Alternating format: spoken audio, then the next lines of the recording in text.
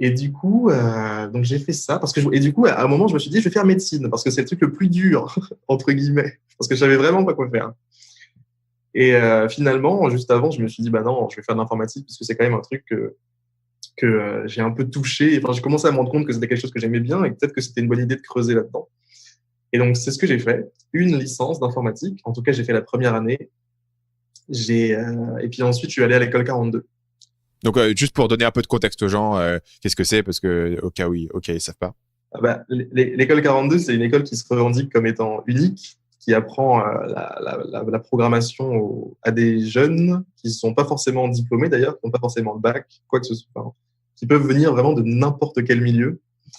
Et, euh, et c'est réputé comme étant difficile, puisqu'il y a une sélection assez compliquée. Et puis ensuite, c'est une pédagogie un peu différente, puisqu'après, quand tu rentres, il n'y a ni prof, ni cours. Et c'est uniquement basé sur des projets. Donc, c'est fondé par quoi, Xavier Niel et qui d'autre? Voilà, le fameux Xavier Niel. Et Ouais. puis, comment il s'appelle? J'ai oublié, c'est un des anciens directeurs de Epitech. Epitech, donc, il y a une autre école très connue d'informatique à Paris. Donc, en fait, 42, c'est un peu une forme d'Epitech, mais gratuit et plus compétitif, quoi, dans le sens où il y a une sélection beaucoup plus compliquée. Il suffit pas de ramener ton chèque et de rentrer, quoi. Comment ça fonctionne si t'as ni prof ni cours? Quand t'arrives le matin, il se passe quoi? Tu arrives le matin, déjà, il faut que tu arrives le matin parce qu'il faut se motiver à y aller le matin quand il n'y a pas de prof, pas de cours, justement. Ce qui se passe, en fait, c'est que tu as des projets à faire, des projets qui ont l'air archi compliqués. Enfin, c'est fait en sorte que quand on te donne le sujet, tu te dises, waouh, je ne sais pas si je pourrais faire ce truc un jour, quoi. Et en fait, tu es totalement perdu au début, puis tu avances avec tes voisins, tu te débrouilles, en fait. C'est la vraie vie, quoi. C'est la vraie vie, mais dans une école, en fait. T'avances comment? Du coup, tu fais des recherches sur Google, tu vas Exactement. C'est regarder ça. T'apprends à chercher, sur les en fait. forums. Ouais, T'apprends à t'apprends à chercher, chercher. t'apprends à trouver, et puis ça finit par fonctionner, quoi. Et du Tu coup, penses que ce modèle, il serait applicable en dehors de la programmation ou c'est une démarche qui est vraiment spécifique?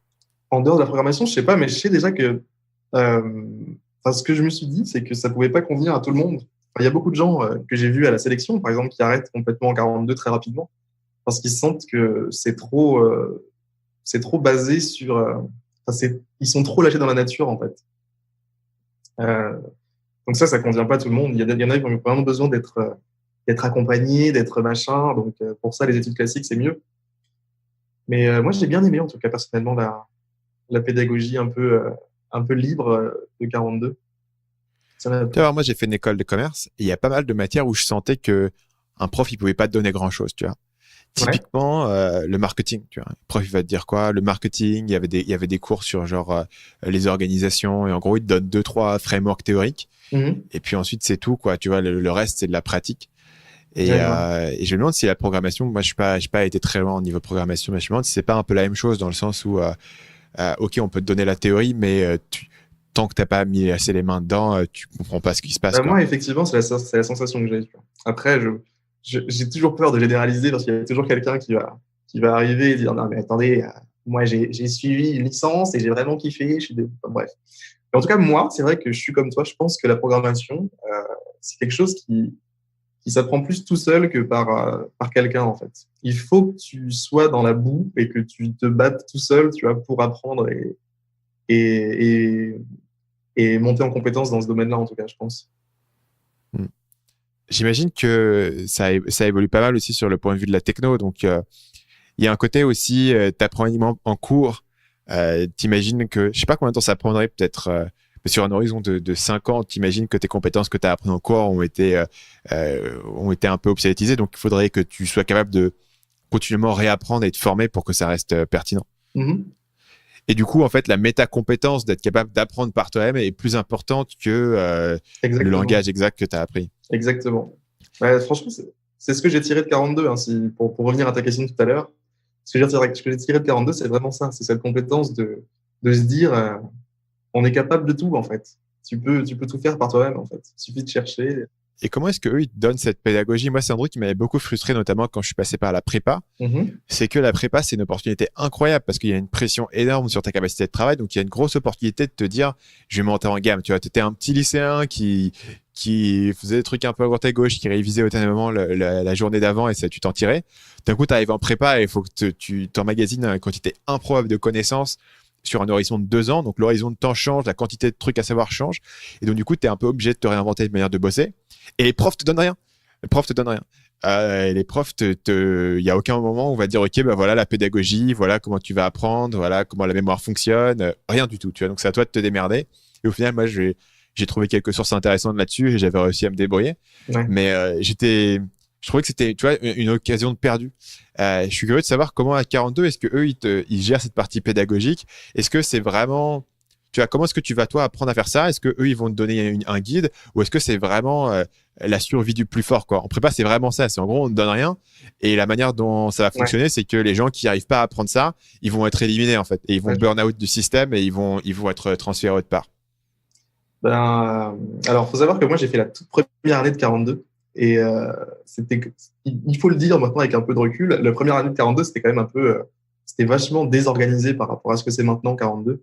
Maintenant, il y a tout un cursus, tu sais, je sais pas si tu as déjà vu cette image, mais il y a une espèce de galaxie où tu peux choisir un peu ta voie et te diriger vers le domaine que tu veux approfondir, quoi. Mais au tout début, 42, c'était pas du tout ça. On n'avait aucune visibilité, en fait, et on faisait ce qui se présentait au jour le jour, quoi. Parce que je pense qu'ils ont lancé l'école un peu rapidement au tout début. Il y avait même les travaux qui n'étaient pas encore finis et tout. Et, C'était un MVP, et quoi. du coup, à cette époque, exactement. Et du coup, à cette époque-là, je pense que c'était vraiment la survie du plus fort, ouais, carrément. Il fallait réussir à trouver un groupe, fallait réussir à se motiver tout seul. Enfin, tout ça, c'était un challenge, ouais.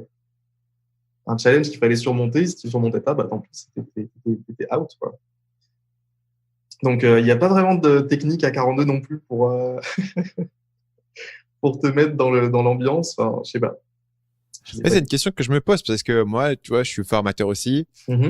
J'essaie d'enseigner aux gens les choses au-delà de voilà, de la compétence que je te donne. Tu vois, je veux pas juste te donner 3-4 conseils et tu vas les recopier. Je veux aussi te donner une manière de penser à ça. Ouais, je vois. Et c'est vrai que du coup, je suis curieux de voir les modèles, notamment évidemment le modèle de 42. Il est tellement différent que tu te dis il y a peut-être une innovation ou un truc ici qui peut être intéressant. Moi, tu vois, genre faire un truc comme ça. Mais après, c'est un modèle qui peut être aussi semblable, par exemple, aux incubateurs et tout, tu vois. Genre, aux incubateurs, ils essaient de transmettre une compétence. Et il y a quand même un gros facteur de tu vas te démerder et tu vas survivre et tu vas te battre ou sinon tu vas couler, quoi. On peut pas faire le travail pour toi. Ben, ouais, mais au final, c'est comme ça que ça marche, au fond. Donc, c'est dur de. Tu veux dire dans la vie. Exactement, dans la vie, c'est comme ça.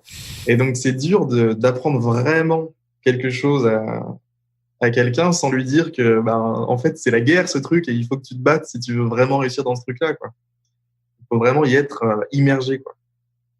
Salut, c'est Stan, j'espère que vous avez apprécié cet extrait du podcast Marketing Mania. Bien sûr, vous pouvez retrouver l'ensemble des épisodes du podcast, y compris les instructions sur comment vous abonner sur l'application Apple Podcast ou sur votre téléphone Android en vous rendant sur mon site à l'adresse marketingmania.fr/podcast. Je vous ai mis le lien dans la description de cette vidéo.